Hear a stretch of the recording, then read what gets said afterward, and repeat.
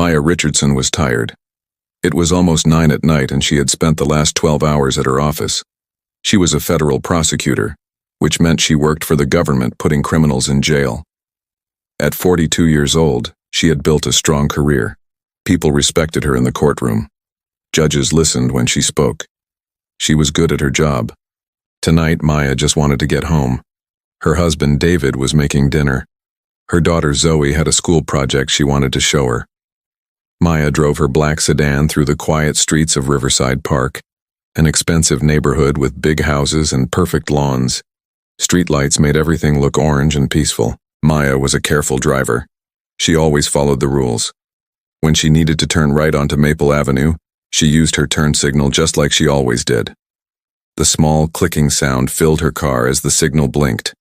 She checked her mirrors, looked both ways, and made the turn smoothly.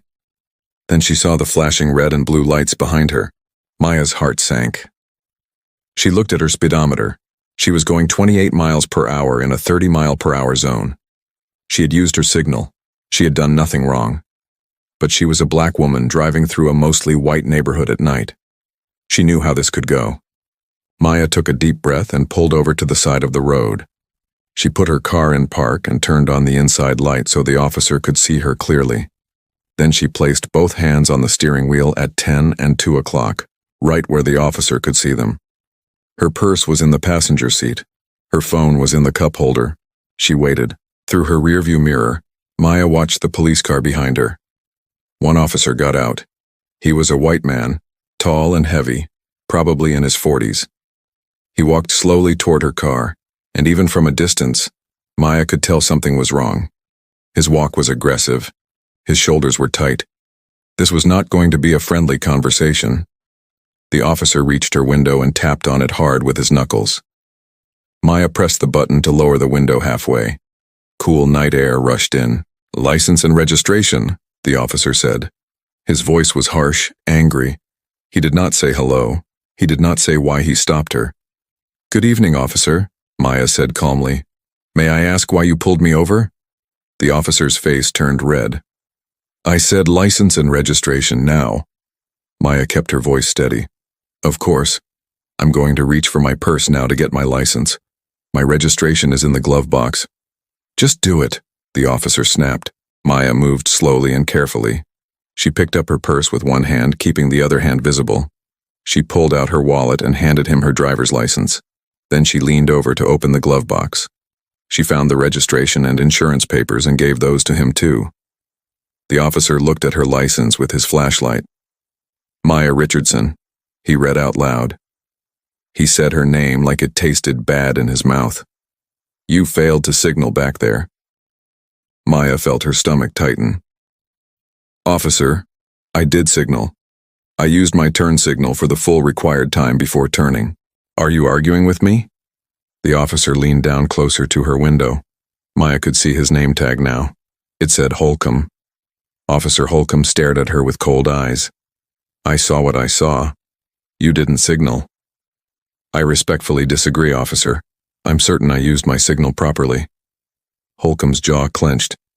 "Step out of the vehicle." Maya's heart started beating faster. "May I ask why?"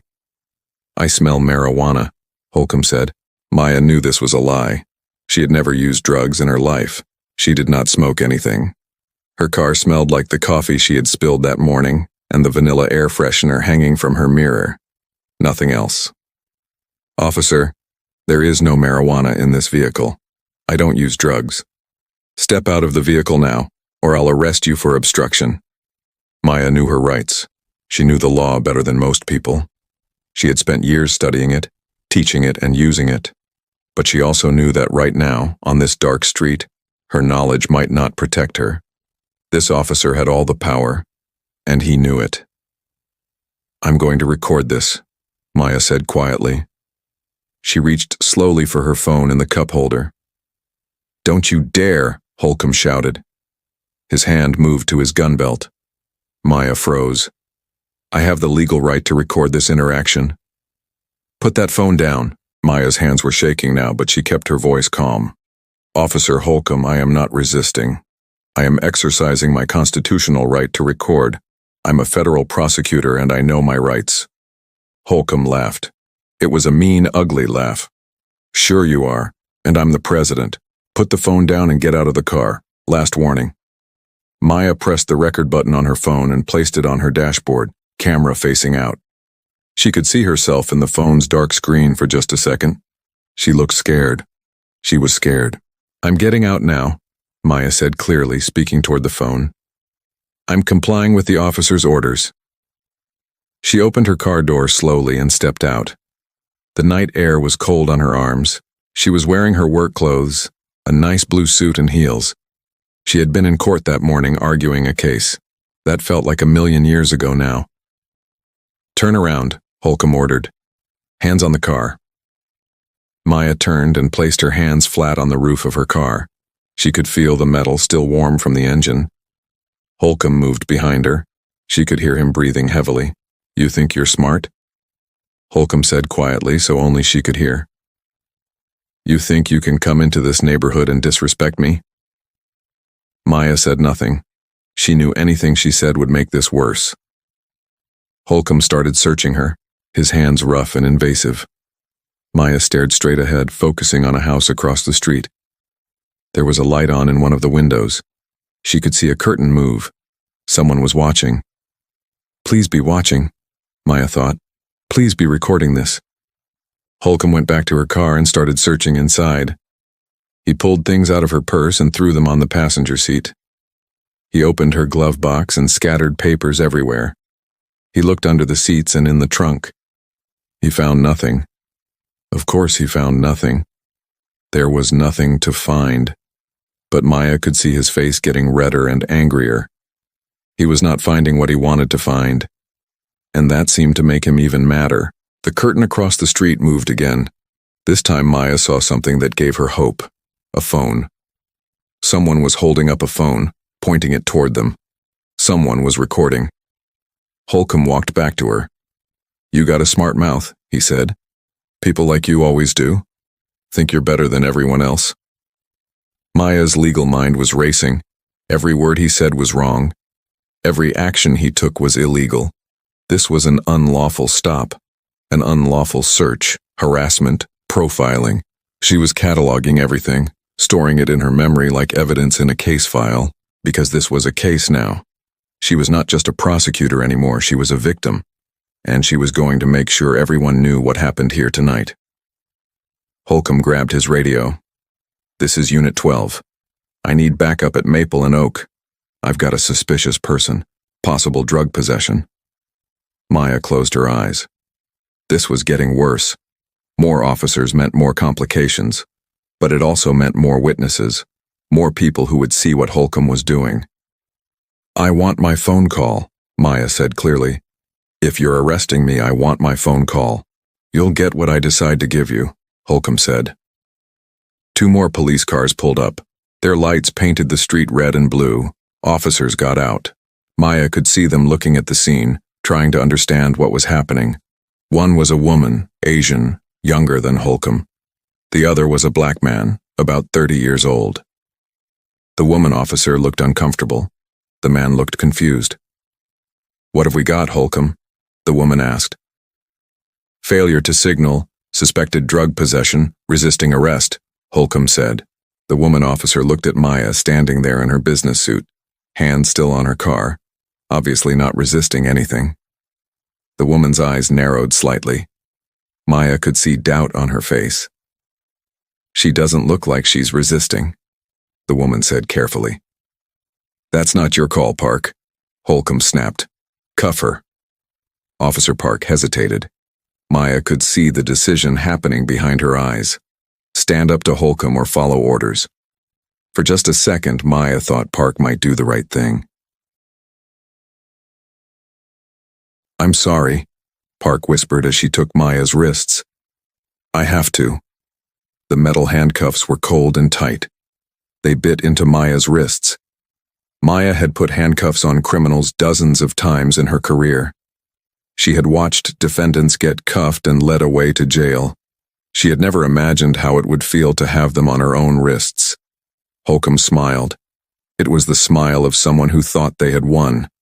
But across the street, the person in the window was still recording, and Maya's phone was still recording on her dashboard.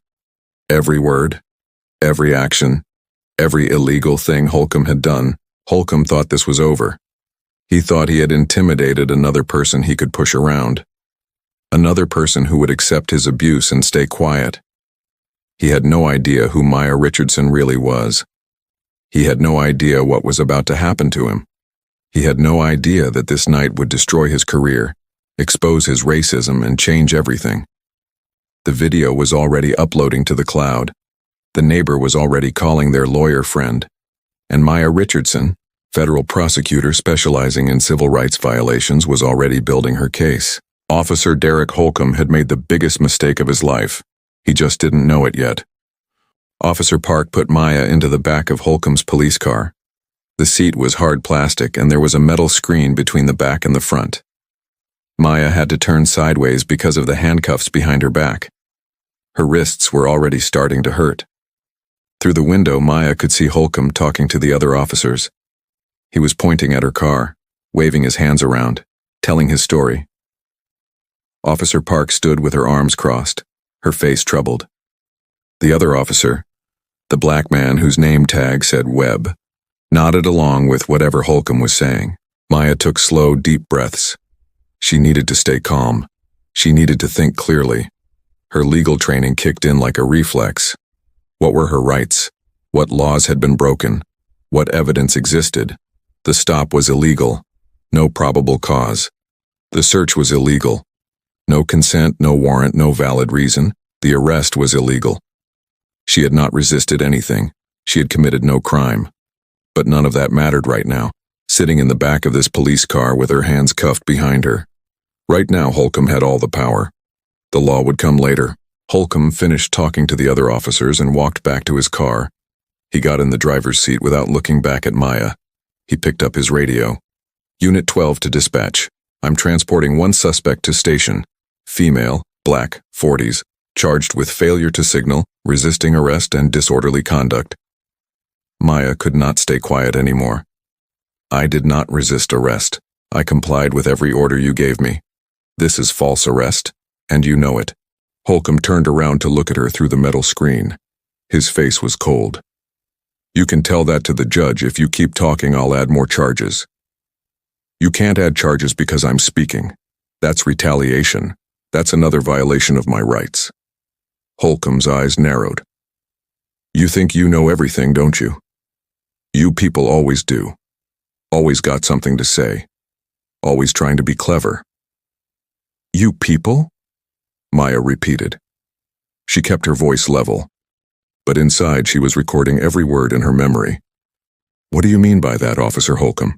You know exactly what I mean, Holcomb said. Then he turned back around and started driving. Maya looked out the window as they drove through Riverside Park. Lights were on in the big houses. People were eating dinner with their families, watching TV, getting ready for bed. Normal life was happening all around her while she sat handcuffed in a police car for a crime she did not commit. She thought about David and Zoe at home. They would be wondering where she was by now. She was supposed to be home an hour ago. David had probably called her phone twice already. Her phone that was still sitting on her dashboard, recording everything until the battery died. Behind them, Officer Park was driving the other police car. She had Maya's car keys. She would drive Maya's car to the police station impound lot. Webb was following in his car. Holcomb turned on the radio. Country music played softly. He hummed along like this was just another normal night at work. Like he had not just violated someone's constitutional rights. Like he had not just arrested an innocent woman because of the color of her skin.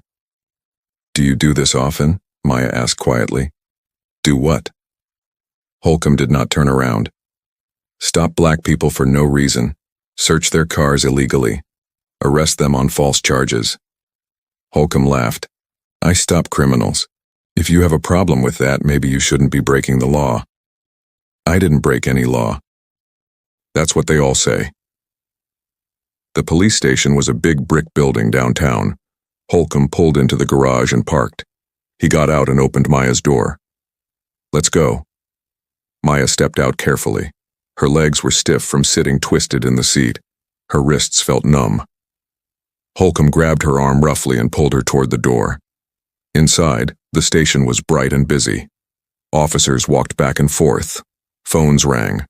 Someone was yelling from one of the holding cells in the back. The air smelled like old coffee and cleaning products. The desk sergeant looked up when they came in. She was a Hispanic woman in her 50s with tired eyes and gray hair pulled back tight. Her name tag said, Torres. "What have you got, Holcomb?" Torres asked. "Traffic stop, resisting arrest, disorderly conduct," Holcomb said. He was already filling out paperwork on the desk. Torres looked at Maya, taking in her business suit, her professional appearance, her calm demeanor. "She doesn't look very disorderly." She got loud during the stop, started arguing with me, refusing orders. Maya spoke directly to Torres. "Sergeant, I'm a federal prosecutor. I complied with every order Officer Holcomb gave me. I did not raise my voice. I did not resist. This arrest is unlawful, and I'm requesting my phone call." Torres's eyebrows went up. "Federal prosecutor?" "That's what she claims," Holcomb said dismissively. "Found some fake ID in her car. She's a real piece of work." "My credentials are not fake," Maya said firmly. "I work in the U.S. Attorney's office downtown. My name is Dr. Maya Richardson. You can verify that very easily." Torres looked between Maya and Holcomb. Something in her expression changed. "Let me see that ID." Holcomb reluctantly pulled Maya's federal prosecutor badge and credentials from his pocket. He had taken them from her purse during the search. Torres took them and examined them carefully under her desk light. "These look real to me," Torres said slowly. "Anyone can fake those things," Holcomb said, but his voice was less confident now. Torres picked up her phone and dialed a number. She waited, then spoke. "Yes, this is Sergeant Torres at Riverside Park Station. I need to verify employment for someone." She paused. "Maya Richardson. Says she's a federal prosecutor in your office." Maya watched Torres's face as she listened to whoever was on the other end. Torres's eyes widened. Her mouth opened slightly. She looked at Maya with a new expression.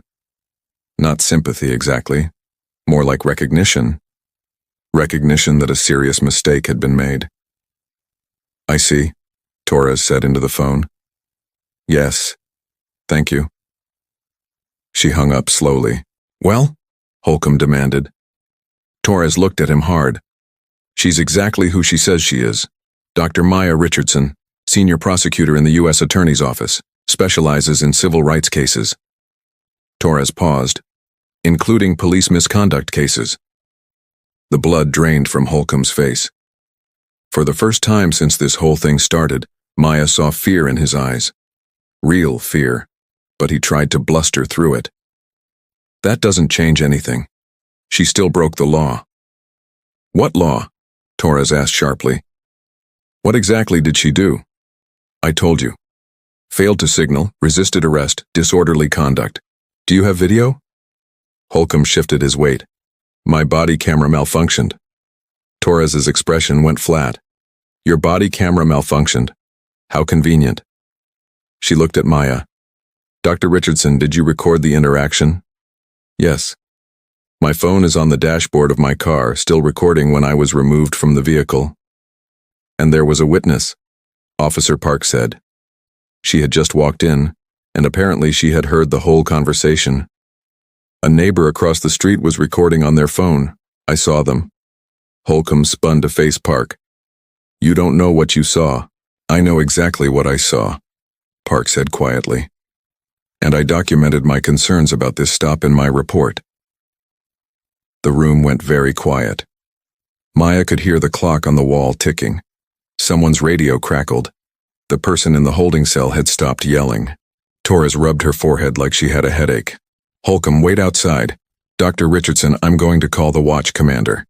"She needs to stay in custody," Holcomb insisted. "Get out," Torres said, her voice like steel. Holcomb left, his boots heavy on the floor. Through the glass door, Maya could see him pacing in the hallway, talking on his phone. Torres made another call. Maya heard her explaining the situation to someone, probably the watch commander. Words like, Federal prosecutor and unlawful arrest and potential lawsuit kept coming up. Officer Webb stood awkwardly by the wall.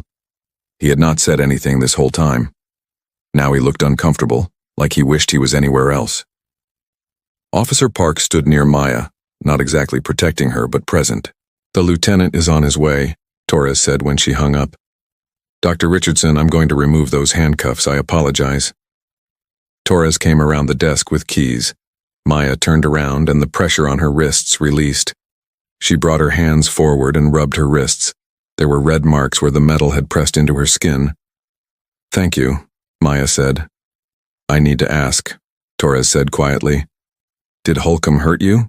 Physically, I mean." "The handcuffs were very tight. He grabbed my arm roughly, but no serious injury." Torres wrote this down. "Did he say anything inappropriate?" "He made several comments about you people. He accused me of thinking I'm better than everyone. He refused to believe my credentials were real." Park stepped forward. "I heard him say, 'you people.'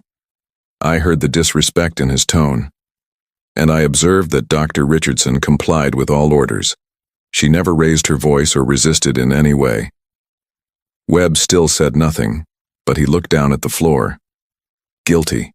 He knew what had happened, and he had done nothing to stop it. A tall man in a lieutenant's uniform rushed in. "Where is she?" "Here, Lieutenant Foster," Torres said. Foster looked at Maya, and Maya could see him doing the math in his head. Federal prosecutor, illegal arrest, lawsuit, federal investigation, his career, the department's reputation, all of it falling apart. "Dr. Richardson," he said, his voice careful and formal. "I want to apologize. This is clearly a misunderstanding." "This is not a misunderstanding," Maya said calmly.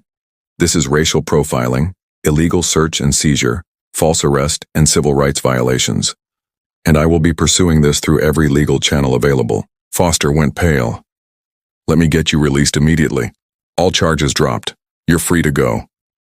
"That doesn't undo the 3 hours I've spent in handcuffs. That doesn't undo the violation I experienced. That doesn't undo what Officer Holcomb did to me tonight." "I understand. We'll investigate fully." Maya looked Foster in the eyes. "You'll do more than investigate. Because by tomorrow morning, the video of my arrest will be all over the news, and the Department of Justice will be very interested in your officer's conduct." Maya was not yelling. She was not emotional. She spoke like she was in a courtroom presenting evidence to a jury. Calm, clear, devastating. Foster knew he had lost before the fight even started. This was not going to go away quietly. This was going to explode, and there was nothing he could do to stop it. "I want my phone call now," Maya said. They let her use the phone at Torres's desk. She dialed James Chen, her colleague and friend. "James," she said when he answered. "I need you to listen carefully. I've been arrested." She could hear James drop something on the other end. "What, Maya? What are you talking about?" "Racial profiling, illegal stop and search, false arrest. I'm at Riverside Park Station. The arrest was recorded. I need you to contact our office immediately, and I need you to call David and tell him I'm okay, but I won't be home for a while." "I'm coming there right now," James said. "No, call the office first. This needs to go through proper channels. I want this documented tonight." "Maya, are you okay?" For the first time since this whole thing started, Maya's voice shook just a little. "I will be. But James," he had his hand on his gun. "I thought—" She stopped, took a breath. "I thought it might end differently." "I'm calling everyone," James said. "We're going to bury this guy." Maya hung up. She looked at Torres. "I want to file a formal complaint against Officer Holcomb." "Of course," Torres said. "I'll get the forms." Outside in the hallway, Holcomb was still on his phone. His face was red. He was yelling at someone. He knew his life was falling apart. And across town, the neighbor who had recorded everything was already uploading the video to social media with the caption, "Racist cop arrests innocent black woman for no reason. This is what racism looks like." Within an hour, the video had 10,000 views. By morning, it would have 2 million. and Officer Derek Holcomb's name would be known across the country for all the wrong reasons. Maya Richardson had been dead wrong about one thing. She thought this would be another case of police abuse that got swept under the rug. She thought she would have to fight hard just to be heard. She had no idea how ready the country was to hear her story. She had no idea how much her courage would matter. The fight was just beginning. By the time Maya walked out of the police station at midnight, her phone had 43 missed calls. The battery was dead, but Officer Park had charged it for her while Maya filled out the complaint forms. Maya turned it on and watched the notifications flood in. David had called 15 times. Zoe had called twice. James Chen had called 10 times. Her boss, the U.S. attorney, had called 3 times. And there were text messages. So many text messages. But the most surprising notification was from Twitter. Her account had been tagged thousands of times in the last 2 hours. Maya rarely used social media. She had an account, but hardly ever posted anything. Now her phone would not stop buzzing with notifications. She opened Twitter and her breath caught. The video was everywhere. The neighbor had posted it and it had spread like wildfire. Maya watched herself on the small screen, hands on her car, Holcomb searching through her belongings. She could hear her own voice, calm and respectful. She could hear Holcomb's voice, angry and dismissive. The video showed everything: her compliance, his aggression, the illegal search, the wrongful arrest. People were furious. The comments went on forever. Thousands of them. People sharing their own stories of police harassment. People demanding justice. People tagging news organizations and civil rights groups. The hashtag, #YourJustice for De Richardson, was already trending. Maya stood on the steps of the police station, staring at her phone. Behind her, Lieutenant Foster was probably having the worst night of his career. Inside, Holcomb was being questioned by internal affairs. But out here in the real world, the story was exploding bigger than any of them had expected. A car pulled up. It was James Chen. He jumped out and ran to Maya, pulling her into a hug. "Are you okay?" he asked. "Did they hurt you?" "I'm okay," Maya said. But when she said it, her voice cracked a little. She was not as okay as she pretended to be. James looked at her wrists. The red marks from the handcuffs were still visible. His jaw tightened. "We're going to destroy them." "I know. The U.S. attorney called me. She's furious. She wants to meet with you first thing in the morning. The FBI is already preparing to open an investigation into the department." Maya nodded slowly. This was real now. This was not just her story anymore. It was a federal case. "Have you called David?" James asked. "Not yet. My phone just came back on." "Call him. He's worried sick. Then I'm taking you home." Maya dialed David's number. He answered on the first ring. "Maya, oh thank God, are you okay? Where have you been? I've been calling for hours." "I'm okay, baby. I'm sorry I couldn't call sooner. Something happened." She took a breath. "I was arrested." The line went silent for a long moment. Then David spoke, his voice shaking. "What do you mean arrested? For what?" "For nothing. For being black in the wrong neighborhood. I'll explain everything when I get home. James is driving me now." "Is Zoe still awake?" Maya asked. "She's in her room. She's been worried about you too." "Maya, what happened?" "I'll tell you everything soon. I love you." "I love you too. Drive safe." The drive home felt long. James tried to make conversation, but Maya was tired. She stared out the window, watching the city lights blur past. Her wrists hurt. Her shoulders hurt from being handcuffed. But more than the physical pain, she felt something else. Violation, anger, and a deep, bone-tired exhaustion. When they pulled up to her house, all the lights were on. David opened the door before she even got out of the car. He ran to her and wrapped his arms around her, holding her tight like he was afraid to let go. "I'm okay," Maya whispered into his shoulder. "I'm okay." But she was crying now. The tears she had held back all night were finally coming. David held her while she cried, right there on their front lawn. James stood by the car, giving them privacy. Zoe appeared in the doorway. She was 16 years old, tall like her father with Maya's eyes and smile. Right now she looked scared. "Mom?" Zoe called. Maya wiped her eyes and went to her daughter. "I'm fine, sweetheart. Everything's fine." "I saw the video," Zoe said quietly. "Everyone at school has been sharing it, Mom. I was so scared." Maya's heart broke a little. She had not thought about that. Had not thought about her daughter seeing her handcuffed, seeing her treated like a criminal. "Come inside," David said. "James, do you want to come in?" "No, I should go. Maya, call me if you need anything at all."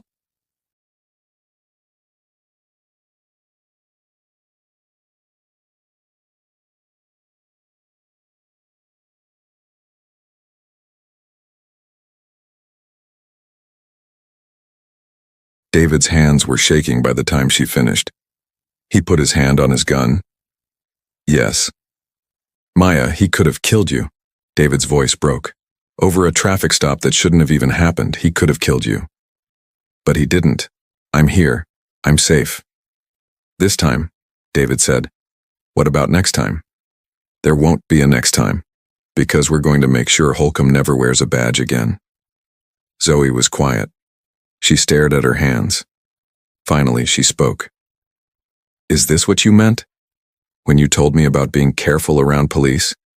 When you gave me all those rules about keeping my hands visible and not talking back and recording everything?" Maya nodded. "Yes, this is why." "I didn't really believe it," Zoe admitted. "I mean, I knew racism was real, but I thought you were being too careful, too paranoid. I thought it couldn't be that bad." "Now you know," Maya said gently. "Now you've seen it." "I hate it," Zoe said fiercely. "I hate that this happened to you. You're a federal prosecutor. You put bad people in jail, and they treated you like this? It doesn't matter what I do for a living. To that officer, I was just another black woman. That's all he saw." They sat together in silence for a while. Then David's phone rang. He looked at the screen. "It's the news. Channel 7. Should I answer?" Maya shook her head. "Not tonight. Tomorrow we'll deal with all of that. Tonight I just want to be with my family." But the phone kept ringing. David's phone, Maya's phone, the house phone. Reporter after reporter was calling. News trucks were probably on their way. "Maybe we should go stay at a hotel," David suggested. "Get away from this for a night." "No," Maya said firmly. "This is our home. We're not running. We're not hiding." She stood up and went to the window. Already there was a news van parked down the street. A reporter was setting up a camera. "Here we go," Maya said quietly. The next morning came too quickly. Maya barely slept. Every time she closed her eyes, she saw Holcomb's face. She felt the handcuffs on her wrists. She heard his voice saying, "You people." At 6 in the morning, she gave up trying to sleep. She got up, showered, and put on her best suit. Dark gray, professional, powerful. She looked at herself in the mirror. Her eyes were tired. Her wrists still showed faint marks, but she stood straight and lifted her chin. She was a federal prosecutor. She was a civil rights attorney. She had fought for justice her entire career. Now she was going to fight for herself. When she came downstairs, David had made breakfast. Zoe was already dressed for school, but she looked uncertain. "Do you think I should stay home today?" Zoe asked. "Everyone's going to want to talk about the video." "Go to school," Maya said. "Hold your head high. You have nothing to be ashamed of. Your mother did nothing wrong, and the whole world is going to know that." At 7:30, James picked Maya up. They drove to the U.S. Attorney's office downtown. When they arrived, there were reporters everywhere. Cameras, microphones, questions shouted from every direction. "Dr. Richardson, how do you feel about your arrest? Are you going to sue the police department? What do you want to happen to Officer Holcomb?" Maya walked through the crowd without stopping. She kept her face calm and professional. Inside the building, security guards cleared a path for her. Her boss, U.S. Attorney Patricia Morgan, was waiting in her office. Patricia was a stern woman in her 60s with white hair and sharp eyes. She had been Maya's mentor for years. "Maya?" Patricia said, standing up to embrace her. I'm so sorry this happened to you. Thank you. I've been on the phone with the FBI director. They're opening a full investigation into the Riverside Park Police Department, not just into Holcomb, but into the entire department's practices. Maya sat down. What about Holcomb specifically? He's been placed on administrative leave. Internal Affairs is investigating, but Maya, I need to ask you something. Do you want to press charges? Criminal charges? Maya did not hesitate. Yes, absolutely. It's going to be difficult. He's going to have a good lawyer. The police union will back him. It's going to get ugly. Let it get ugly, Maya said. I have video evidence, I have witness testimony, I have his own words on recording, and I have the law on my side. Patricia smiled slightly. That's what I wanted to hear, because I'm assigning you to lead the investigation. Maya blinked. Me? I can't investigate my own case. Not your case. The case against the department. We need someone who understands civil rights law. Someone who understands police misconduct. Someone who won't back down. Patricia leaned forward. That's you, Maya. You're the best person for this job. But I'm the victim, which makes you the most motivated prosecutor in this office. Maya, you know as well as I do that most police misconduct cases get swept away. Officers get suspended for a few days, then they're back on the streets. We need to send a message that this stops now, and you're the one to send it. Maya thought about it. It was unusual, maybe even unprecedented, but Patricia was right. If anyone was going to make sure justice was done, it was her. Okay, Maya said. I'll do it. Good. James will be your co-counsel, and you'll have full support from this office, whatever you need. There was a knock on the door. An assistant stuck her head in. Ma'am, the press is asking for a statement. Patricia looked at Maya. Do you want to make a statement? Maya stood up. She smoothed her suit jacket. Yes, I do. They set up a press conference in the building's main hall. Dozens of reporters crowded in. Cameras were everywhere. Maya stood at the podium with Patricia beside her and James behind her. The room went quiet when Maya stepped forward. My name is Dr. Maya Richardson, she began. Her voice was clear and strong. I'm a federal prosecutor with the U.S. Attorney's Office. Last night I was illegally stopped, searched, and arrested by Officer Derek Holcomb of the Riverside Park Police Department. I committed no crime, I broke no law, I was targeted because of the color of my skin. She paused, letting that sink in. This is not just about me. This is about every person of color who has been profiled, harassed, and abused by those sworn to protect them. This is about a system that allows officers like Derek Holcomb to act with impunity. That system ends now. Maya looked directly into the cameras. I'm filing a federal civil rights lawsuit against Officer Holcomb and the Riverside Park Police Department. I'm pressing criminal charges, and I'm going to prosecute this case personally. Because no one, not even a federal prosecutor, should have to fear for their life during a traffic stop, and no officer should be able to abuse their power and get away with it.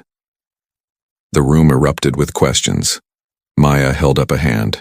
I'll take questions, but first I want to say something to everyone watching. If this has happened to you, speak up, document it, report it. You are not alone, and your voice matters. Together, we can change this system. Together, we can demand justice. Maya stepped back from the podium. The questions came like a flood, but she answered each one calmly and clearly. Yes, she had video evidence. Yes, there were witnesses. Yes, she was confident in her case. No, she was not angry. She was determined. When the press conference ended, Maya felt something she had not felt since this whole thing started. She felt powerful again. Not helpless. Not victimized. Powerful. Holcomb had thought he could intimidate her. He had thought she would stay quiet. He had thought wrong. The battle was just beginning, but Maya Richardson was ready for war. The video of Maya's arrest passed 5 million views by the end of the week. It was everywhere. On Twitter, Facebook, Instagram, TikTok. News channels played it on repeat. Cable news shows debated it for hours. Everyone had an opinion. Some people supported Maya completely. They called her brave. They shared their own stories of being profiled by police. Civil rights groups organized protests outside the Riverside Park police station. People held signs that said, "Justice for Dr. Richardson," and "End police racism." But other people defended Holcomb. They said Maya was making it about race when it was not. They said she should have just cooperated better. They said cops had a hard job, and people should respect them more. Some even claimed the video was edited or taken out of context. Maya tried not to read the comments, but it was impossible to avoid them. Every time she looked at her phone, there were more messages. Some supportive, some hateful. Some were death threats. "You should die," one message said. "Race-baiting troublemaker." "We know where you live," said another. David wanted to hire security. Maya refused at first, but after the FBI found credible threats against her, she agreed. Now there was always someone watching their house. It felt strange and uncomfortable, but necessary. At Zoe's school, things were complicated. Some kids supported Zoe and told her how brave her mom was, but other kids, whose parents were police officers, or who believed the criticism of Maya, said cruel things. "My dad says your mom is lying," one girl told Zoe in the cafeteria. "My dad says she's trying to get money from a fake lawsuit," another boy added. Zoe came home crying one day. Maya held her daughter and felt her heart break. This was supposed to be about justice, but her family was suffering too. "I'm sorry, baby," Maya whispered. "I'm so sorry." "Don't be sorry," Zoe said, wiping her eyes. "You did the right thing. I'm proud of you." Meanwhile, the FBI investigation into the Riverside Park Police Department was uncovering disturbing information. Maya worked closely with the FBI agents assigned to the case. They found patterns she had suspected but hoped were not true. Officer Derek Holcomb had been with the department for 15 years. In that time, there had been 12 complaints filed against him. 12. Most were from Black or Hispanic drivers who claimed he had stopped them without cause, searched them illegally, or used excessive force. Internal Affairs had investigated Holcomb twice before. Both times they found insufficient evidence to discipline him. The investigations were weak, incomplete. It was clear that the department had protected Holcomb rather than holding him accountable. But the most damning evidence came from Holcomb's personal computer. The FBI got a warrant to search his electronics, and what they found was shocking. Holcomb was a member of several private online groups where police officers shared racist memes and jokes. There were images mocking Black Lives Matter, posts complaining about diversity hires in police departments, comments calling protesters animals, and worse words that Maya could not even repeat. In one chat, Holcomb had written, "Stopped another one tonight. These people think they can drive through our neighborhoods like they own the place, not on my watch." In another message from 3 years ago, "The problem is we're too soft now. Back in the day, cops could handle troublemakers without all this paperwork and crying about rights." Maya sat in the FBI office, reading through page after page of Holcomb's messages. Each one made her angrier. This was not just one bad moment. This was who Holcomb really was. A racist with a badge and a gun. "There's more," FBI agent Sarah Rodriguez said. She was a sharp woman in her 30s who had been assigned as the lead investigator. "We found 3 other women who had experiences similar to yours." "3?" Maya looked up. "Tell me about them." Agent Rodriguez pulled out files. Angela Morrison, 34 years old, Black woman, high school teacher. Holcomb stopped her 4 years ago, claimed she ran a stop sign, searched her car, found nothing, but arrested her for disorderly conduct. She ended up taking a plea deal because she couldn't afford to fight it. Lost her job because of the arrest record. Maya's jaw tightened. "What about the others?" Keisha Williams, 27, Black woman, nurse. Holcomb stopped her 2 years ago. Similar pattern, illegal search, aggressive behavior, false charges. She filed a complaint, but it went nowhere. "And the third?" Carmen Rodriguez, 41, Hispanic woman, small business owner. Holcomb stopped her 18 months ago. Same story. She tried to fight the charges, but without video evidence, it was her word against his. She lost. Maya felt sick. How many others were there? How many people had Holcomb hurt and no one had stopped him? I want to talk to these women, Maya said. Can you arrange that? Already done. They all want to meet you. They've been following your case closely. The meeting was arranged for the following week. Maya met Angela, Keisha, and Carmen at a community center in a quiet room away from reporters and cameras. When Maya walked in, all three women stood up. For a moment, nobody spoke. They just looked at each other. Four women connected by the same trauma, the same violation, the same officer. Then Angela started crying. "Thank you," she said. "Thank you for fighting back. Thank you for having the courage we didn't have." "You did have courage," Maya said firmly. "You filed complaints. You spoke up. The system failed you, not the other way around." They sat together for 2 hours sharing their stories. The details were eerily similar. The pretextual stops, the aggressive searches, the false accusations. Holcomb had a pattern, a method. He targeted women of color, probably thinking they would be too scared or too powerless to fight back. "I lost my job because of that arrest," Angela said. "I was a teacher. I loved my job. But the school board said they couldn't have someone with an arrest record working with children. It didn't matter that the charges were dropped eventually. The damage was done." "I have anxiety now," Keisha added. "Every time I see a police car, I panic. My therapist says it's PTSD from a traffic stop. How crazy is that?" "It's not crazy," Maya said. "What he did to you was traumatic. You have every right to feel that way." Carmen spoke quietly. "I wanted to sue, but my lawyer said it would be too hard to win without video, and I couldn't afford to fight the criminal charges, so I took a plea deal. I paid a fine and did community service for a crime I didn't commit. I felt so powerless." Maya reached across the table and took Carmen's hand. "You're not powerless anymore. None of us are. We're going to tell your stories. We're going to make sure everyone knows what Holcomb did, and we're going to make sure he can never do it again." "Will we have to testify?" Angela asked nervously. "Probably, if you're willing. I won't force you. But your testimony would be powerful. It would show that my case wasn't an isolated incident. It would show the pattern." The women looked at each other. Maya could see them communicating without words, making a decision together. "I'll testify," Angela said. "Me too," Keisha added. "Count me in," Carmen said. Maya felt tears in her eyes. These women were so brave. They had been hurt, their lives damaged, but they were willing to face their attacker again in court to help bring him down. "Thank you," Maya said. "We're going to win this. I promise you." After the meeting, Maya returned to her office. James was waiting with more news. "The police union released a statement," James said, handing her a printout. Maya read it, her anger building with each sentence.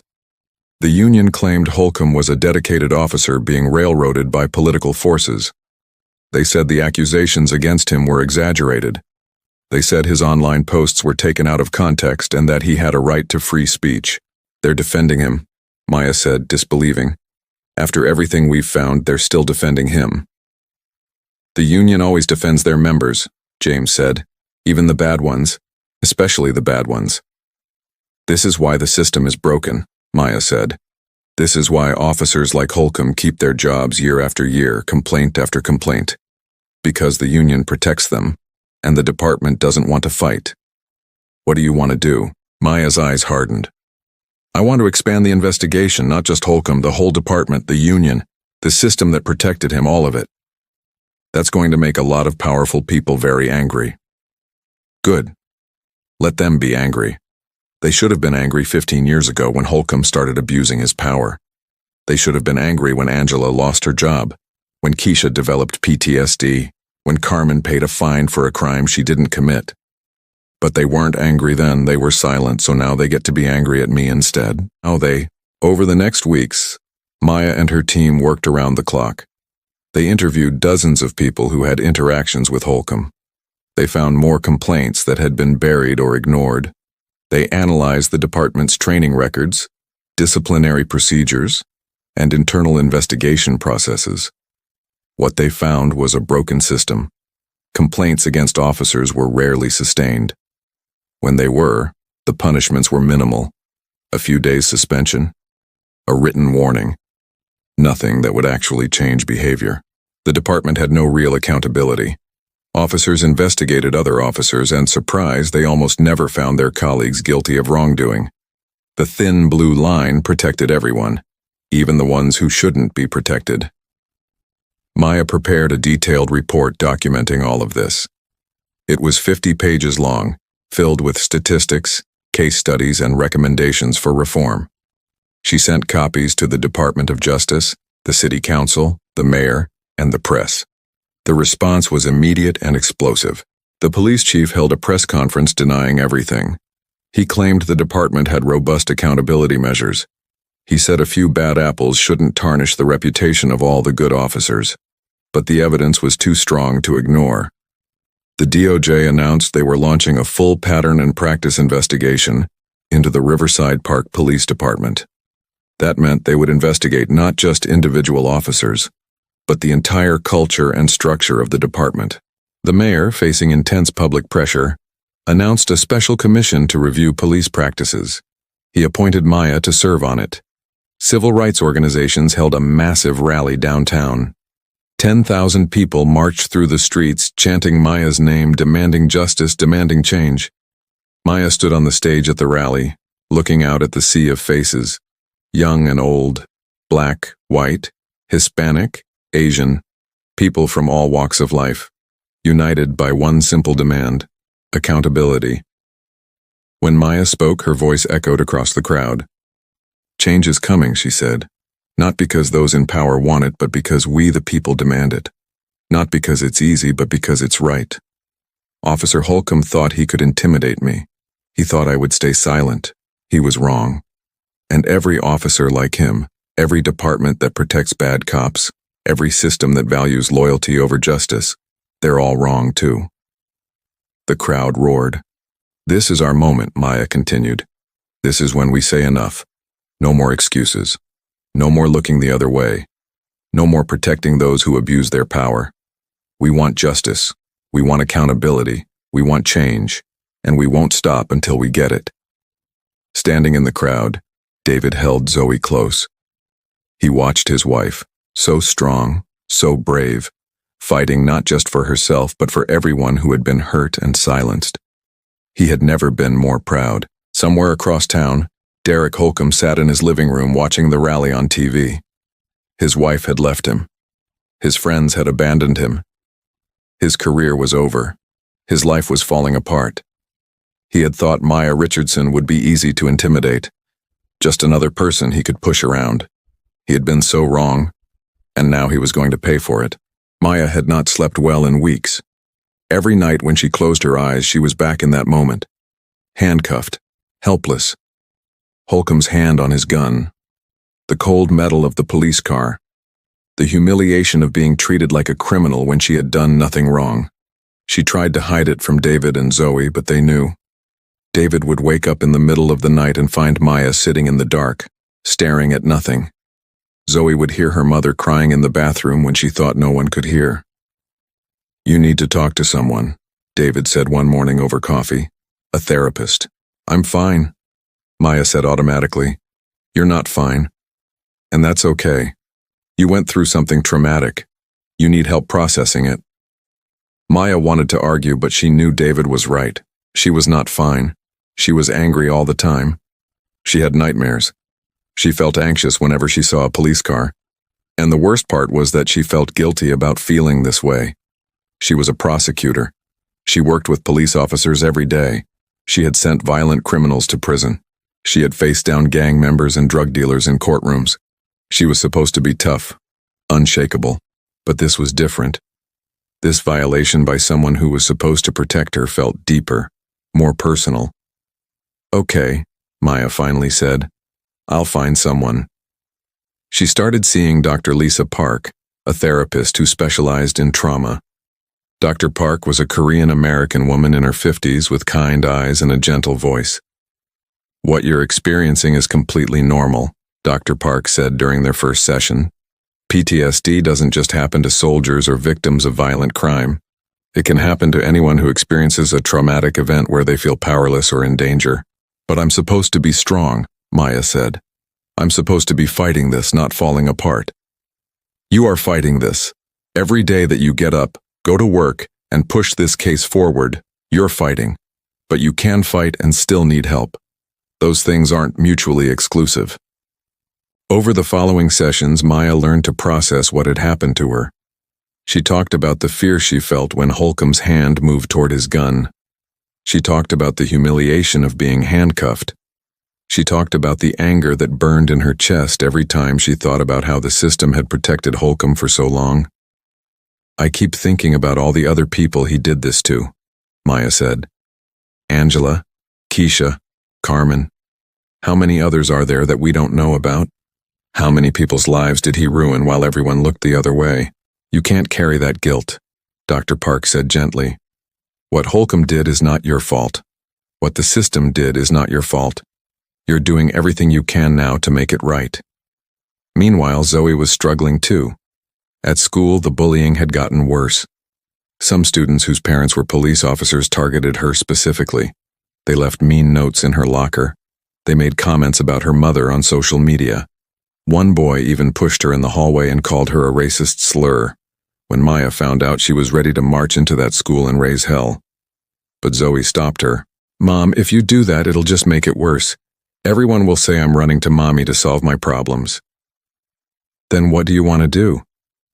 Zoe thought about it. "I want to organize a walkout.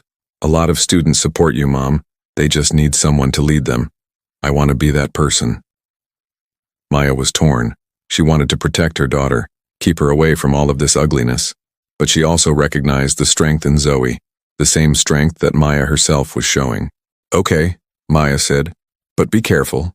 And know that if it gets to be too much, you can stop. You don't have to be a symbol or a leader. You can just be a kid." "I'm not just a kid anymore, Mom. This changed me. I see things differently now. I can't unsee them." The next week, Zoe organized a walkout at her school. She created a social media campaign explaining why she was doing it. She talked about her mother's arrest. She talked about police brutality and racism. She talked about the need for change. On the day of the walkout, over 300 students left their classes and gathered on the front lawn. They held signs. They chanted. The school administration tried to stop them, but the students kept going. Zoe stood on the steps with a megaphone, her voice shaking but determined. "My mother is a federal prosecutor who has dedicated her life to justice. She did nothing wrong, but she was arrested because a racist cop saw her as a threat just for existing. If this can happen to her, it can happen to anyone. We need to speak up. We need to demand better. We need to be the change we want to see." The local news covered the walkout. Maya watched it on TV from her office, tears streaming down her face. Her baby girl, so brave, so strong. David came up behind her and put his hands on her shoulders. "She's just like you." "I know. That's what scares me."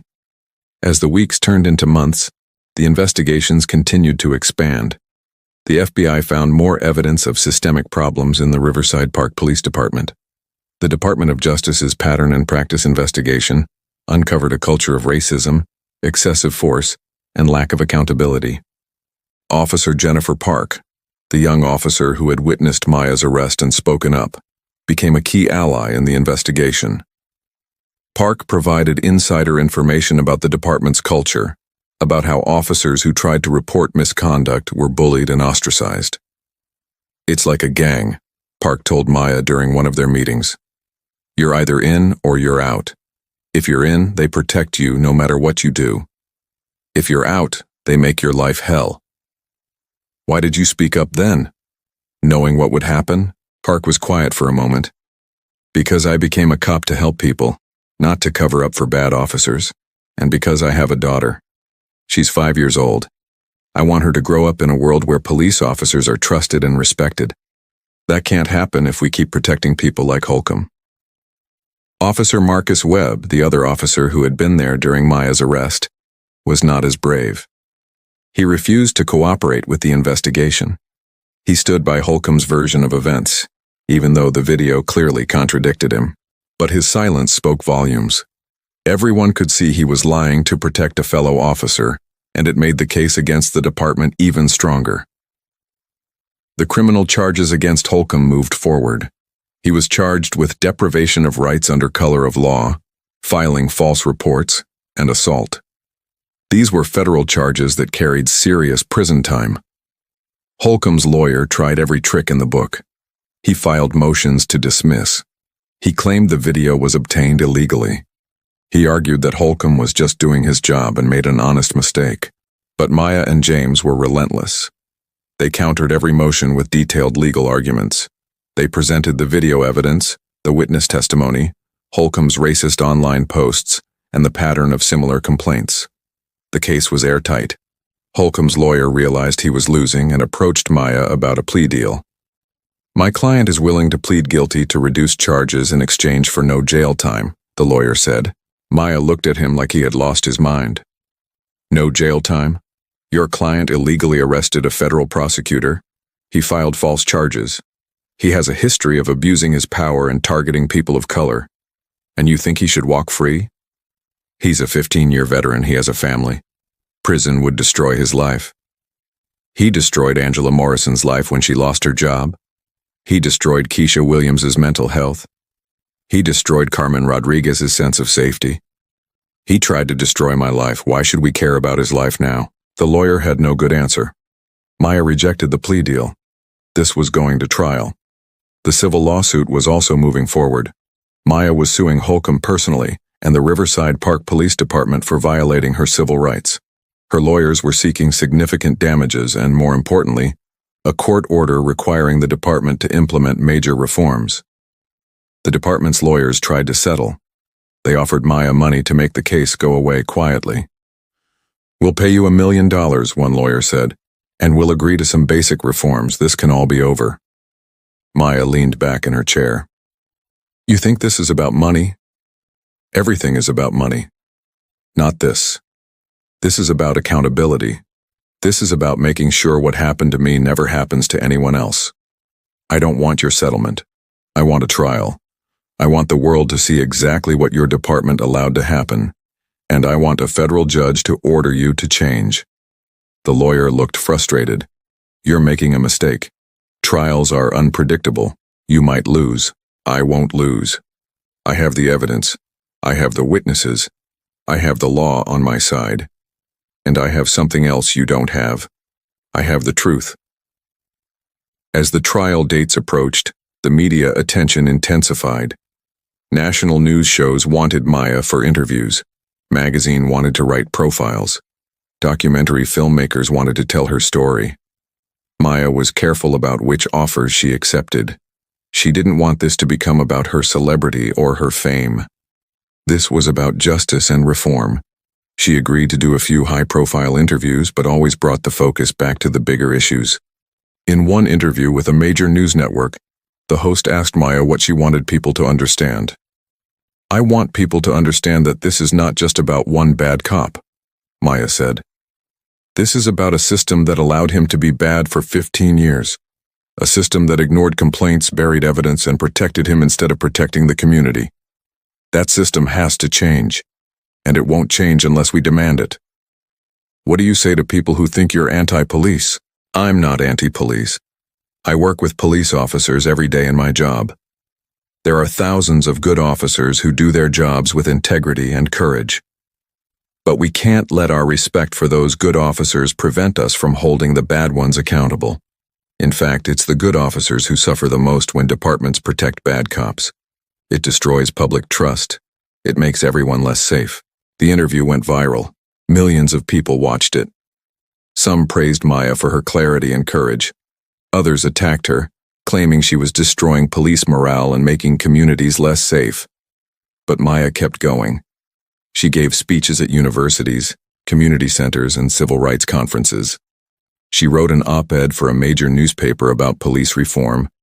She testified before the city council about the need for independent oversight of police departments. She was exhausted. The therapy helped, but the work was draining. Fighting this fight while also processing her own trauma was like running a marathon with a broken leg. But whenever she felt like giving up, she thought about Angela, Keisha, and Carmen. She thought about all the other people who had been hurt and had no voice. She thought about her daughter Zoe and the world she wanted to leave for her. One night, Maya came home late from a community meeting. David and Zoe were waiting up for her with hot chocolate and cookies. "Family meeting," David announced.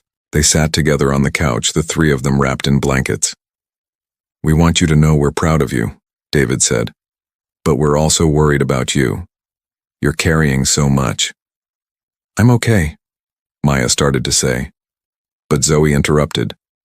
"Mom, you don't have to be okay all the time. You don't have to be strong every second. You can lean on us. That's what family is for." Maya looked at her daughter, so wise beyond her years, and felt her eyes fill with tears. "When did you get so smart?" "I learned from you," Zoe said simply. They sat together in comfortable silence, drinking hot chocolate, being a family. For just a little while, Maya let herself rest. Tomorrow she would keep fighting. Tonight, she would let herself be loved. The battles were far from over. The trials were coming. The investigations continued. The fight for reform was ongoing. But in this moment, surrounded by the people who loved her most, Maya felt something she had not felt in a long time. Hope. Maybe they really could change things. Maybe justice really was possible. Maybe Holcomb and everyone who protected him really would be held accountable. Maybe, just maybe, she had been right to fight back. The federal courthouse was packed on the first day of trial. People lined up outside at 5 in the morning, hoping to get one of the limited public seats. Reporters filled the press section. Cameras were everywhere outside, though they were not allowed inside the courtroom.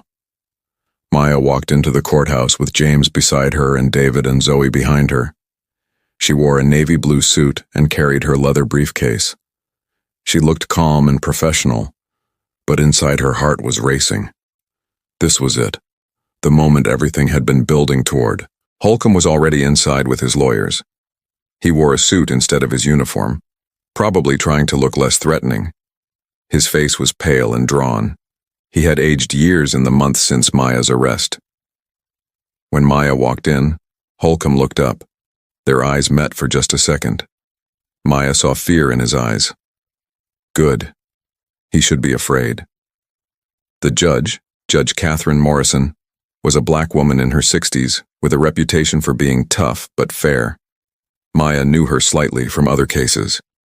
Judge Morrison did not tolerate nonsense in her courtroom. "All rise," the bailiff announced. Everyone stood as Judge Morrison entered and took her seat at the bench. She looked around the crowded courtroom with sharp eyes. "Be seated," she said. "Let's begin." The prosecution went first. Maya stood and approached the jury. 12 people, diverse in age and race, who would decide Holcomb's fate. "Ladies and gentlemen of the jury," Maya began. Her voice was steady and clear.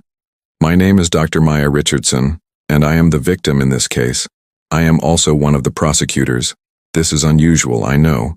But this case is unusual, because on the night of March 15th I was arrested by the defendant, Officer Derek Holcomb, for a crime I did not commit. I was stopped without cause, searched without consent, arrested without justification, and I was targeted because of the color of my skin." Maya paused, letting her words sink in. "Over the next few days you will see video evidence of what happened that night. You will hear testimony from witnesses. You will see the defendant's own words, his racist posts online, his history of targeting people of color. And at the end of this trial, I am confident you will find him guilty of every charge. Not because I am the victim, but because the evidence is overwhelming." Maya returned to her seat. Holcomb's lawyer, a man named Richard Brennan, stood for his opening statement. "Ladies and gentlemen," Brennan said, "Officer Holcomb is a 15-year veteran of the Riverside Park Police Department. He has dedicated his life to protecting the community.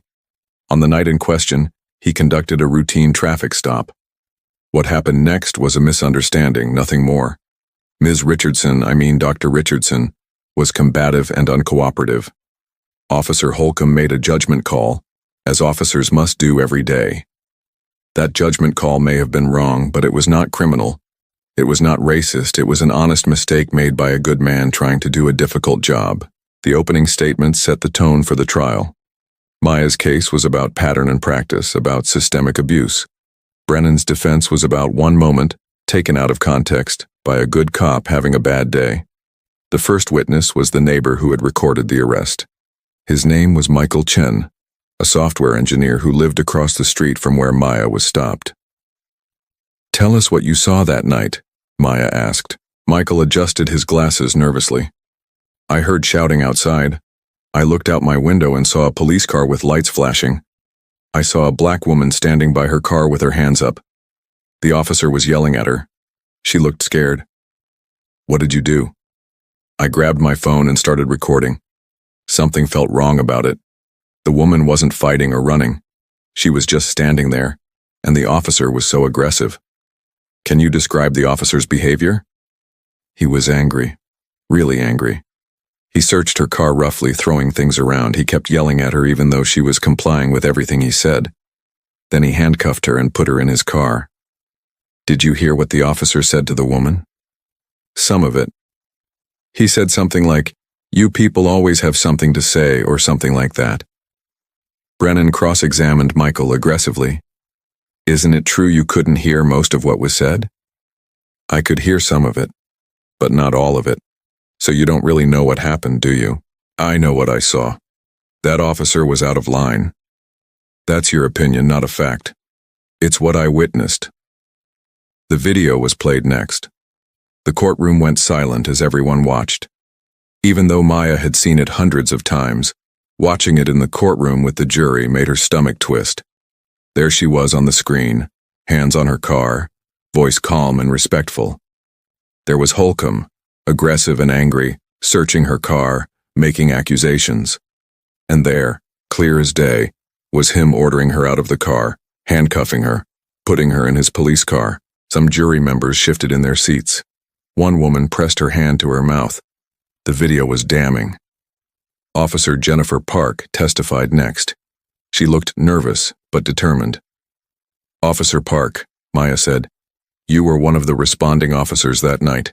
Tell the jury what you observed." Park took a breath. "When I arrived, Dr. Richardson was already handcuffed. She was standing calmly, not resisting. Officer Holcomb told us she had been combative and suspicious, but that's not what I saw. She looked scared and confused, but not combative." "Did Officer Holcomb's description of events match what you witnessed?"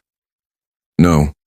He said she had been aggressive and tried to drive away, but her car was in park with the keys still in it. He said she refused orders, but I saw her complying with everything." "Did you voice your concerns?" "I tried. I asked Officer Holcomb if he was sure about the arrest. He told me to stay out of it." "What happened after you voiced concerns?" Park's voice got quiet. "My life at the department became very difficult. Other officers stopped talking to me. I got threatening notes in my locker. My patrol car was vandalized twice. I was ostracized because I told the truth." Brennan tried to discredit Park. "Isn't it true you had a personal grudge against Officer Holcomb?"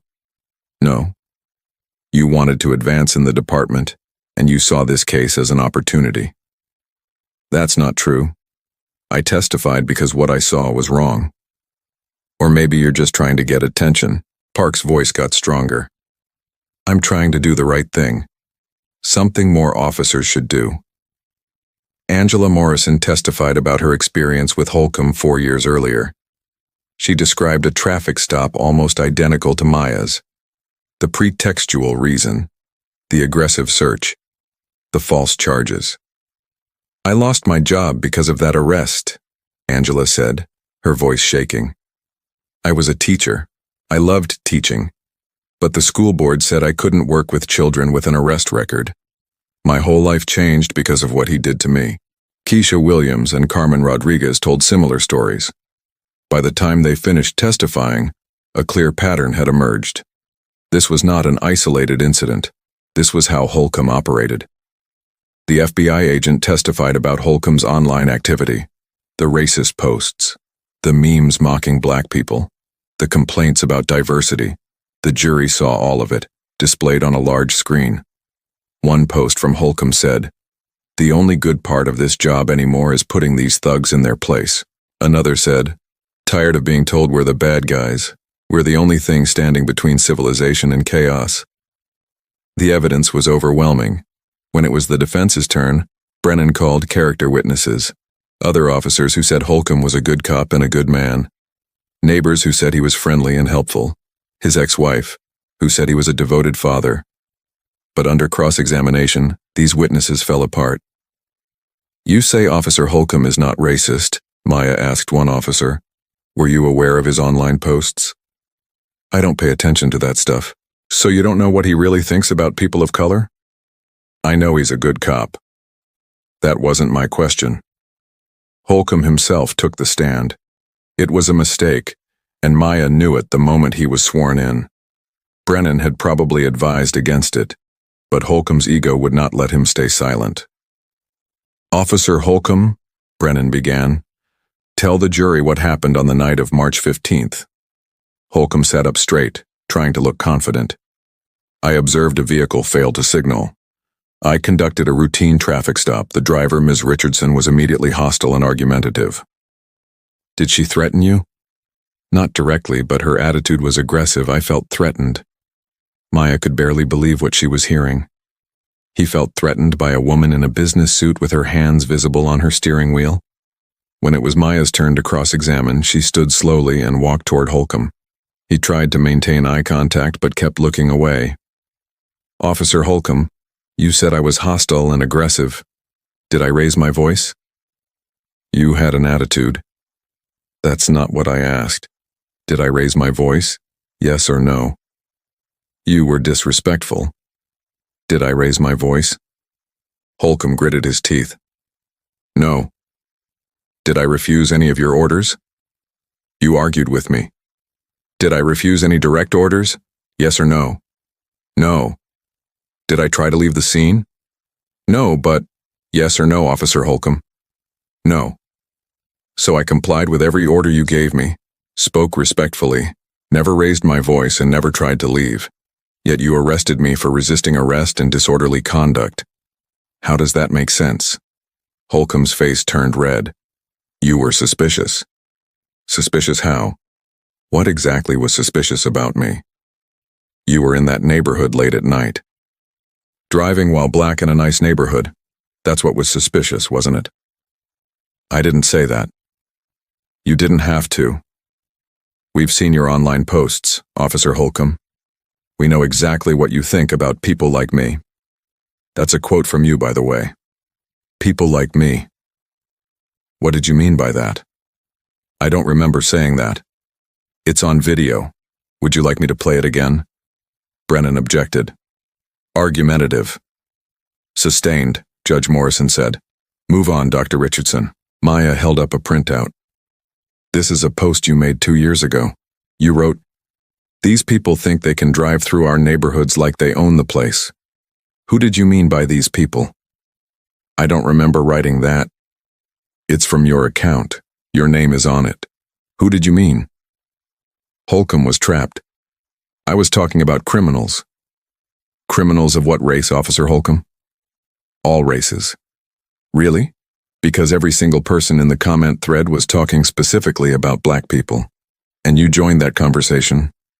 So again, who did you mean by these people?" Holcomb had no good answer. He stammered and tried to explain, but every word made him look worse. Maya continued. "You arrested me.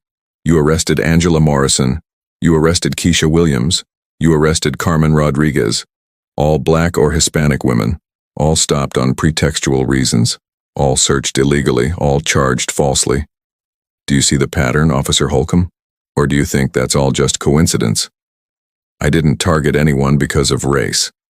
"Then explain the pattern." "There is no pattern. 4 women, 4 illegal stops, 4 false arrests, all women of color. No pattern?" Holcomb's hands were shaking. "I was doing my job." Your job is to violate people's constitutional rights? No. Your job is to arrest innocent people? No. Then what exactly is your job, Officer Holcomb? Because from where I'm sitting, it looks like your job was to harass people of color until someone finally stopped you. Brennan objected again. Judge Morrison sustained it. But the damage was done. The jury had seen Holcomb squirm. They had seen him lie and contradict himself. They had seen the real man behind the badge. When Maya returned to her seat, she caught sight of Angela, Keisha, and Carmen in the gallery. They were crying. Not sad tears. Relief tears. Someone was finally holding Holcomb accountable for what he had done to them. The trial lasted 6 days. Both sides gave closing arguments. Brennan pleaded for understanding, for compassion for a man who had dedicated his life to service. Maya's closing was simple and direct. Ladies and gentlemen, Officer Holcomb abused his power. He targeted people based on race. He violated constitutional rights. He filed false charges. And he did all of this while wearing a badge that was supposed to represent justice and protection. The evidence is clear. The pattern is undeniable. And your verdict should be clear too. Guilty on all counts.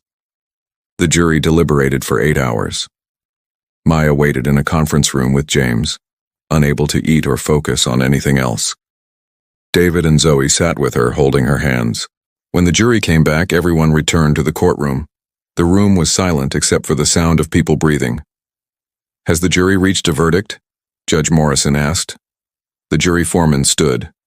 We have, Your Honor. What say you? The foreman looked directly at Holcomb. On the charge of deprivation of rights under color of law, we find the defendant guilty. Maya closed her eyes. Thank God. On the charge of filing false reports, we find the defendant guilty. On the charge of assault, we find the defendant guilty. Holcomb's head dropped. His shoulders shook. He was crying. Judge Morrison thanked the jury and set a date for sentencing. The bailiff led Holcomb away in handcuffs, the same handcuffs he had put on so many innocent people. Outside the courthouse, Maya stood in front of a sea of cameras and reporters. Justice was served today, she said. Not just for me, but for Angela, Keisha, Carmen, and everyone else Officer Holcomb hurt. This verdict sends a message. No one is above the law, not even those who are supposed to enforce it. 3 months after the guilty verdict, Derek Holcomb stood in the same courtroom for sentencing. His lawyers had filed motion after motion trying to delay this day, but Judge Morrison had finally set the date.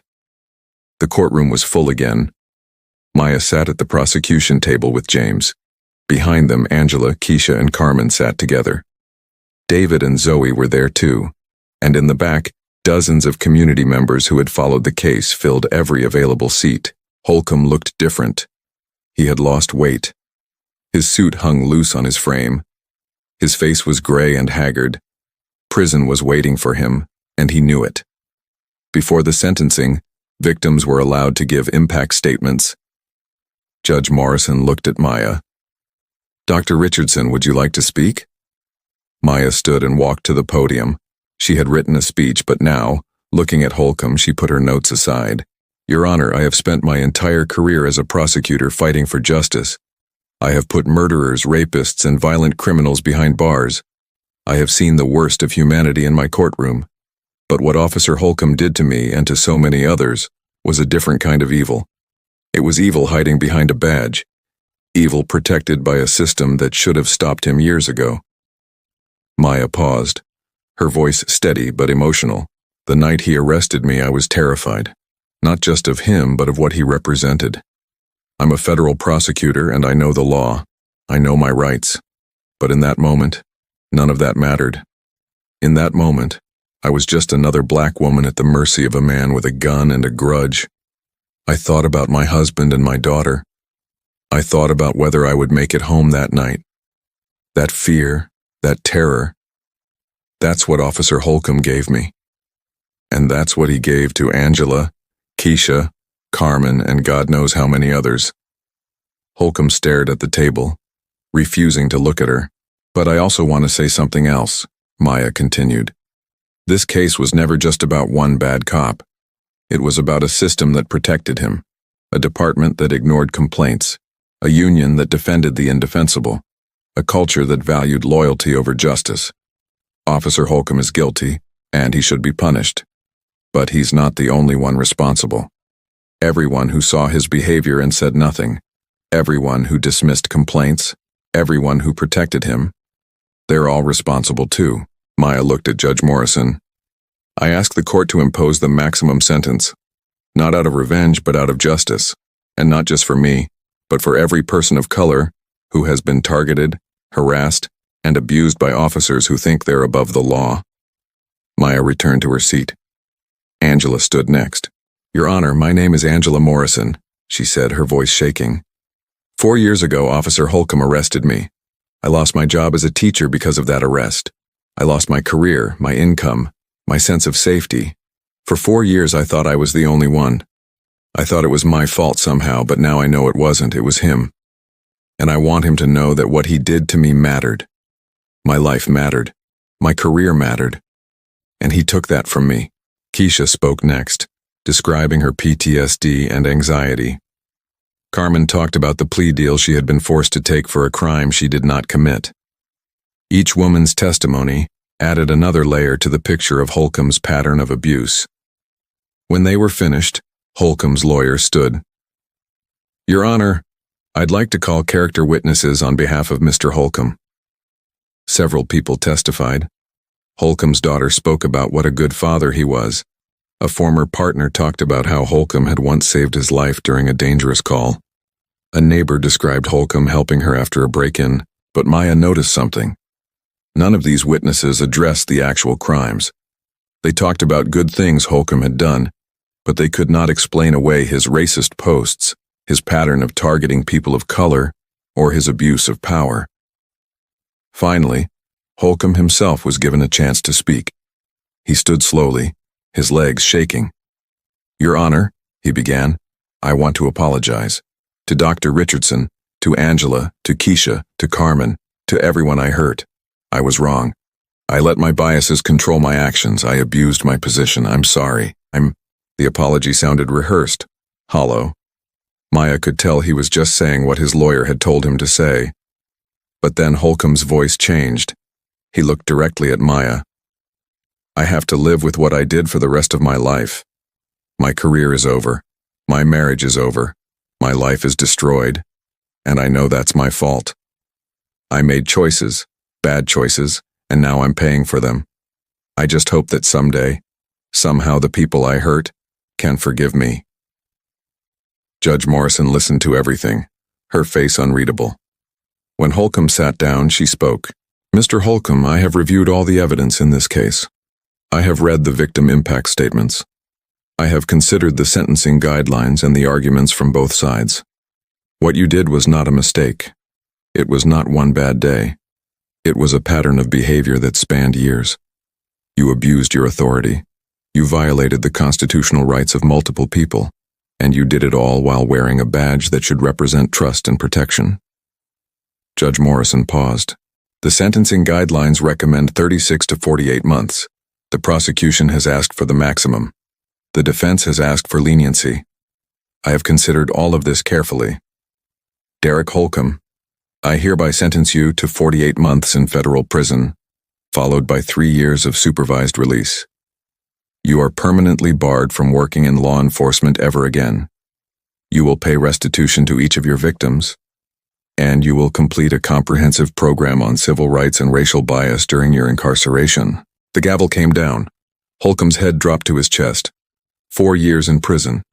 It was the maximum sentence, and it was exactly what he deserved. As the bailiff led Holcomb away, he looked back one more time at Maya.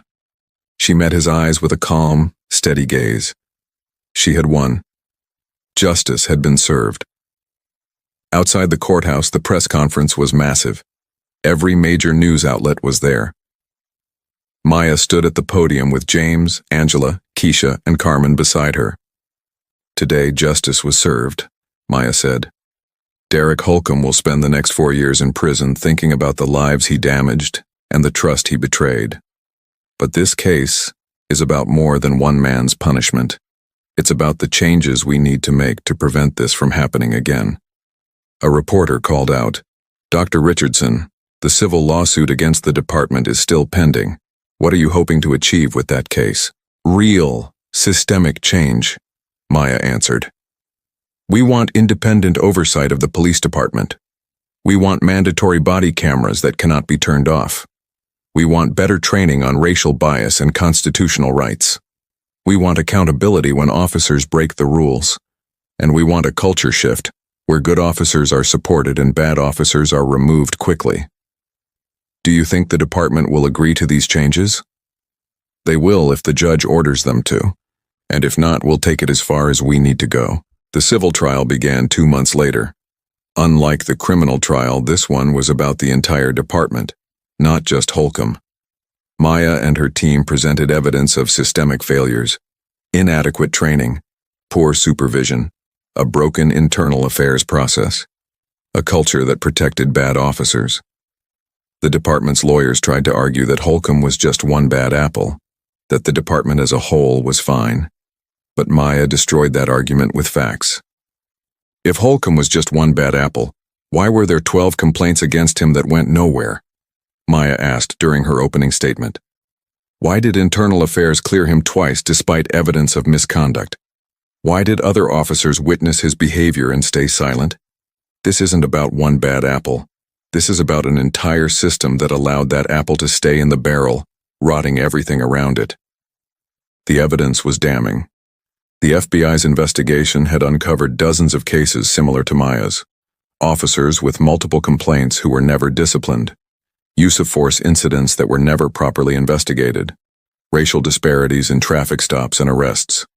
Officer Park testified again, this time about the retaliation she faced for telling the truth. Other officers came forward too, emboldened by Park's courage. They described a code of silence where reporting misconduct was seen as betrayal. The city's lawyers fought hard, but they were losing. The evidence was too strong. Midway through the trial, they approached Maya about a settlement. "We're prepared to offer a substantial financial settlement," the lead lawyer said. $3 million, and we'll agree to some reforms." "What kind of reforms?" Maya asked. "Better training, more oversight." "That's vague. I want specifics." The negotiations took weeks. Maya refused to settle unless the department agreed to real, meaningful changes. The city finally agreed to everything on Maya's list. Independent civilian oversight board with subpoena power, mandatory body cameras, comprehensive training on racial bias and de-escalation, a complete overhaul of the internal affairs process, and quarterly reports to the court for 5 years to ensure compliance. The settlement was announced at a press conference. Maya stood beside the mayor and the new police chief, a reformer brought in from outside the department to clean things up. "This settlement represents a new beginning," the mayor said, "a commitment to accountability and transparency." Maya spoke next. "This is what justice looks like, not just punishing one officer, but fixing the system that allowed him to harm people for so long. Real change is possible, but only if we demand it and don't stop until we get it." The settlement included $3 million for Maya, which she immediately announced she would donate to a new foundation supporting victims of police misconduct. "This was never about money for me," Maya said. "It was about justice and change.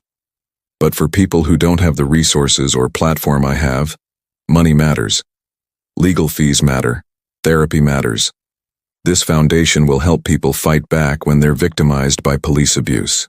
Angela, Keisha, and Carmen also received settlements. Angela got her teaching license back and was offered her old job. Keisha used the money for therapy and went back to school to become a social worker. Carmen expanded her business and started mentoring other women entrepreneurs. The reforms at the Riverside Park Police Department began immediately. Officers who had complaints against them faced real investigations. Several were fired. Others were suspended or retrained. The culture began to shift slowly. Officer Jennifer Park was promoted to sergeant and put in charge of training. She developed a new curriculum focused on constitutional policing and community relations. She became a voice for reform within the department, proof that good officers existed and could lead change. The case had national impact too. Other cities looked at what happened in Riverside Park and began implementing similar reforms. Congress held hearings on police accountability. Several states passed new laws requiring independent oversight of police departments. 6 months after the settlement, Maya was invited to speak at a national police chiefs conference. Standing in front of hundreds of law enforcement leaders, she delivered a message that was both challenging and hopeful. "I don't hate police officers," Maya said. "I work with officers every day who are dedicated, professional, and brave. But we have to be honest about the problems in policing. We have to acknowledge that some officers abuse their power, and too often, the system protects them instead of stopping them. That has to change.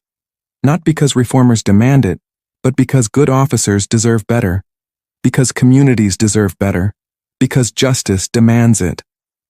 Some chiefs in the audience looked uncomfortable. Others nodded in agreement.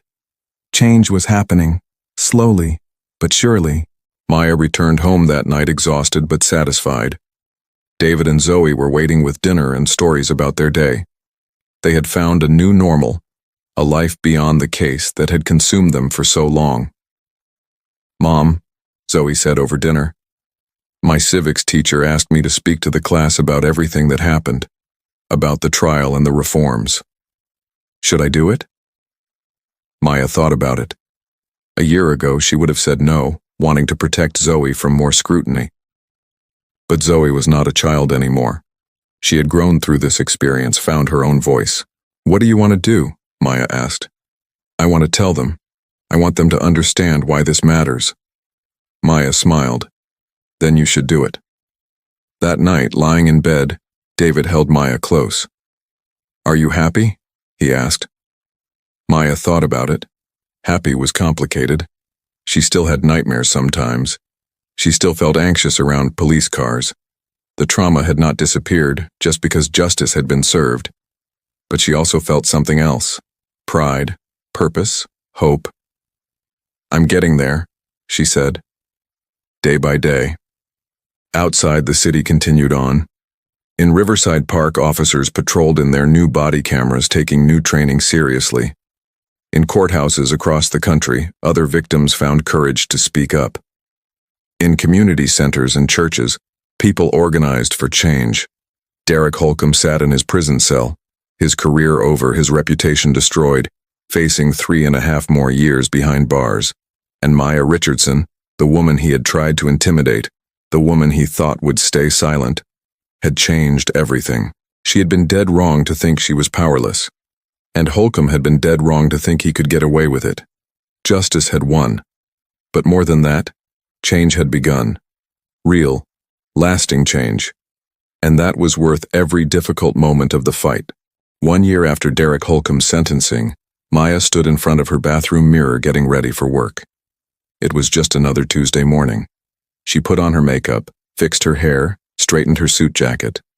Through the mirror, she could see the faint scars on her wrists where the handcuffs had been. They had faded to thin white lines, barely visible unless you knew to look for them. But Maya knew they were there. She would always know. Downstairs, the smell of coffee and toast filled the kitchen. David was making breakfast while Zoe sat at the table working on a college application essay. She was a senior now, applying to universities where she wanted to study law. "What's your essay about?" Maya asked, pouring herself coffee. "About watching my mom fight for justice," Zoe said. "About learning that change is possible when people refuse to stay silent." Maya's eyes filled with tears. "Can I read it?" "When it's done. I want it to be perfect first." David kissed Maya's cheek. "Big day today?" "Press conference at 11. The 1-year progress report on the reforms." "You nervous?" "A little. A year isn't a long time. I'm worried people will expect more change than we've actually achieved." "You've achieved a lot," David said firmly. "Don't downplay it." Maya drove to work in her new car. She had not been able to drive her old sedan after the arrest. Too many bad memories. The new car was silver, practical, safe. She still tensed up when she saw police cars, but her therapist said that was normal. Trauma did not disappear overnight. At her office, James was waiting with files and coffee. "Ready for today?" As ready as I'll be. What's the latest? James opened a folder. The Civilian Oversight Board has reviewed 43 complaints in the past year. 12 were sustained, resulting in 5 officers being fired, 4 suspended, and 3 given additional training. That's a huge increase from previous years, where almost no complaints were sustained. What about use of force incidents? Down 32%. The new de-escalation training seems to be working. Traffic stops. This is interesting. Overall traffic stops are down, but the racial disparity has narrowed significantly. Black and Hispanic drivers are no longer being stopped at dramatically higher rates than white drivers. Maya felt a small sense of pride. The numbers were not perfect, but they showed real progress. The press conference was held at City Hall. Maya sat on a panel with the new police chief, Chief Raymond Davis, the head of the Civilian Oversight Board, and the mayor. The room was full of reporters, community activists, and interested citizens. Chief Davis spoke first. 1 year ago, we committed to comprehensive reforms. Today, I'm proud to report significant progress. Every officer now wears a body camera that cannot be turned off during interactions with the public. We've implemented new training on constitutional policing, racial bias, and de-escalation. We've overhauled our disciplinary process, and we've worked closely with the Civilian Oversight Board to ensure accountability. The Oversight Board chair, a community organizer named Patricia Johnson, spoke next. Change is happening, but we're not done.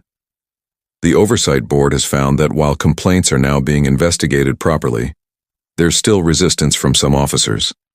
Some see the reforms as punishment rather than improvement. We're working to shift that culture, but it takes time. When it was Maya's turn, she spoke honestly. A year ago, I was illegally arrested by an officer who abused his power. That arrest changed my life and exposed serious problems in this department. Today, I can say we've made real progress. Officers are being held accountable. Training has improved. The racial disparities in policing have narrowed. But I want to be clear, we're not done. These reforms need to be permanent, not temporary, and we need to stay vigilant to make sure the old culture doesn't creep back in. A reporter raised her hand. Dr. Richardson, do you think Officer Holcomb's case has had a deterrent effect on other officers who might abuse their power? I hope so, Maya said. Officers need to understand that the badge is not a shield for bad behavior. If you violate someone's rights, if you abuse your authority, there will be consequences. Real consequences. Do you think justice was fully served in your case? Maya paused, considering the question carefully. Justice is not just about punishment. It's about accountability and change. Officer Holcomb is in prison, which is appropriate for his crimes. But more importantly, the system that protected him has been reformed. That's justice too. Preventing future harm is just as important as punishing past harm. After the press conference, Maya met privately with Angela, Keisha, and Carmen. The 4 women had become close over the past year, bonded by their shared experience and their fight for justice. How are you doing? Maya asked Angela. Good. Really good. I'm back teaching. I love my students. And I'm working with the foundation you started, helping other victims of police misconduct. Keisha smiled. I graduate next month with my social work degree. I want to work with trauma survivors, help them the way my therapist helped me. Carmen pulled out her phone and showed them pictures. My business is thriving. I just opened a second location, and I've started mentoring young women entrepreneurs, especially women of color. I want them to know they can succeed despite the obstacles. I'm so proud of all of you, Maya said. You could have stayed silent, you could have stayed scared, but you stood up, you testified. You helped create change. We learned from you, Angela said. You showed us it was possible. That evening, Maya attended a community forum at a local church. It was a regular gathering where residents could discuss issues with police and other city officials. A year ago, these meetings had been contentious, filled with anger and distrust. Tonight, the atmosphere was different, still serious but more hopeful. A young black man stood up to speak. I got pulled over last month. I was terrified because of all the stories I've heard. But the officer was professional and respectful. He explained why he stopped me, gave me a warning, and let me go. It was the first time I've ever had a positive interaction with police. That shouldn't be rare, but it was for me. And it made me think maybe things really are changing. An elderly white woman spoke next. I've lived in this community for 40 years. I always thought the police were fine, that people who complained were exaggerating. But Dr. Richardson's case opened my eyes. I didn't understand what people of color experience with police. Now I do. And I'm sorry it took something this public for me to pay attention. Chief Davis listened carefully to every comment. We hear you, he said, and we're committed to earning back the community's trust, not with words but with actions. After the forum, Officer Jennifer Park approached Maya. Park was now Sergeant Park, head of training and a rising star in the department. Dr. Richardson, can I talk to you for a minute? Of course. And please call me Maya. They walked outside into the cool evening air. Park seemed nervous. I wanted to thank you, Park said. A year ago, I was ostracized for telling the truth about what Holcomb did. Other officers treated me like a traitor. But now things are different. More officers are speaking up when they see misconduct. The culture is shifting, and it's because you refused to stay silent. You were brave too, Maya said. You could have just gone along with Holcomb's story. Your life would have been easier, but you chose integrity. It was the right thing to do. My daughter is growing up watching me. I want her to see that doing the right thing matters even when it's hard. Maya smiled. She's lucky to have you as a mother. As Maya drove home that night, she thought about how much had changed in 1 year. Holcomb was in prison. The department had been reformed. Victims had found justice. Culture was shifting. Lives were healing. But she also thought about what had not changed. There were still bad officers in other departments. There were still people of color being targeted and harassed. There was still so much work to do. When she got home, David and Zoe were watching a documentary about the civil rights movement. Maya sat down between them on the couch. You know what Dr. King said? Zoe said. The arc of the moral universe is long, but it bends toward justice. Do you believe that? Maya asked. Zoe thought about it. I do, but I think the arc only bends if people push it, like you did. Maya pulled her daughter close. Like we all did. This wasn't just me. It was Angela and Keisha and Carmen. It was Officer Park. It was the community organizers and activists. It was people like you speaking up at school. Change happens when enough people say enough is enough. Are you going to keep fighting? Zoe asked. Always. This case might be over, but the work isn't. There are more Derek Holcombs out there, more broken systems, more people who need someone to fight for them. David squeezed Maya's hand. We're with you whatever comes next. 3 months later, Maya was invited to testify before Congress about police reform. She sat at a table in front of dozens of senators and representatives, cameras recording every word. My name is Dr. Maya Richardson, she began. I'm a federal prosecutor, a mother, a wife, and a survivor of police misconduct. 1 year ago, I was illegally arrested by a racist officer who thought he could intimidate me into silence. He was wrong. And today, I'm here to tell you that what happened to me was not unique.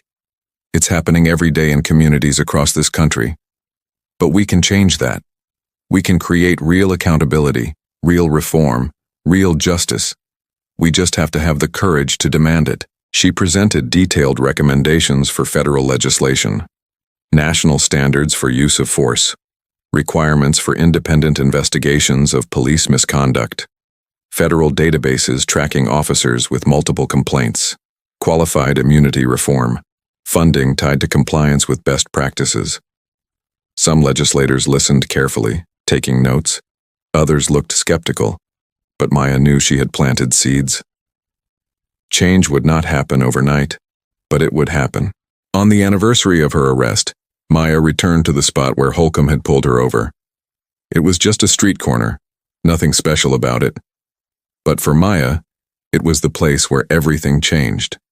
She stood there for a long moment, remembering that night. The fear, the humiliation, the powerlessness. But also the decision she made in that moment to fight back, to refuse to be another silent victim, to demand justice not just for herself, but for everyone who had been hurt. A police car drove by. The officer inside, a young black woman, waved. Maya waved back. Times were changing. Her phone buzzed. It was a text from a woman named Jasmine in another state. "I saw your story. I was illegally arrested too. I want to fight back. Can you help me?" Maya smiled. "Yes, I can help. Call me." The fight was never over. There would always be more work to do, more injustice to confront, more people who needed help. But Maya was ready. She had found her purpose in the worst moment of her life.